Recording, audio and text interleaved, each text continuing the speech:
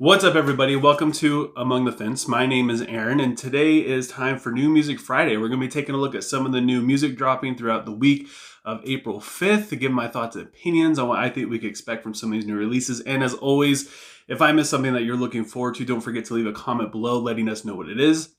And also, while you're down there, don't forget to let me know what you want me to review next. And if you enjoyed this video, don't forget to give a like. It helps out so much with YouTube's algorithm, and it goes so far. But anyways, let's talk about some new music. ERRA is releasing their new album titled Cure. I completely forgot that this album was dropping this week. This is in my top 5 favorite bands of all time, and I really can't wait to hear some of the new melodies and, of course, JT's vocals. I'm not really sure if this will top their self-titled album that came out 3 years ago. The singles for this haven't been quite as mind-blowing, but yeah, I feel like this is still going to be something that's totally top tier. Some of the singles have gotten a lot of mixed reviews. Some people say it sounds a lot like Ghost Atlas, Jesse Cash's other musical project where it's just him, where it's a little bit more alt-rocky in that sense. And a lot of people have been saying, like, this is just a harder version of that. But that's just based off of the singles. I mean, a couple of them were pretty heavy as well. So we don't really know which direction this album's going to go in. But either way, I am totally here for it. And I think it's going to be a really strong contender for Album of the Year. We also get a new album from Ingested titled The Tide of Fractured Dreams. And yeah, I'm very much excited for this one as well. Probably almost as excited as I was for Jaw for a Cowboy. Their last album, Ashes Lie Still, was absolutely fantastic. And I feel like this band doesn't get nearly enough credit. They've basically have been a huge factor in the death metal scene and which direction it goes in. They've been around since like 2009. You never really hear about them though, unless if they're releasing something new, which is kind of sad because I completely forgot about this band every single time until they release something. In fact, I knew that this album was coming out this week as well. Completely forgot about it, and I forgot about all the singles along the way, but still I'm very much excited for this one as well. And Alpha Wolf is releasing their new album, Half Living Things. The singles that they released for this weren't the best. They were at times cringy. Alpha Wolf has gone kind of full Attila on us in a sense. I just really hope that there's some good songs on here. I hope the singles were the ones that just fell flat. They're just turning into this really tough guy thing. They're just going to beat you up in every single song. You don't want to F with us. And it's just very boring, very cliche. It's just kind of silly. The music is still all right. They go heavy, but yeah, I feel like they're taking a turn for the worse on this one. We get a single from Knocked Loose titled Don't Reach For Me. Their last single was sick, and I really hope they keep that going. I gotta admit, I have a really hard time with the vocals in this band because they're a little too high-pitched. They can be a little screechy, a little shouty. And I don't know. I have a hard time getting into it and listening to them for a long period of time. But it's really easy to look past when they're writing music this good. And the breakdowns are this heavy. The riffs are so great. The drums, even the vocals, I'm taking a liking to. So yeah, maybe I'm finally warming up to Knocked Loose. I don't know, but I am definitely ready for this. We also have a new single from Better Lovers titled The Flowering.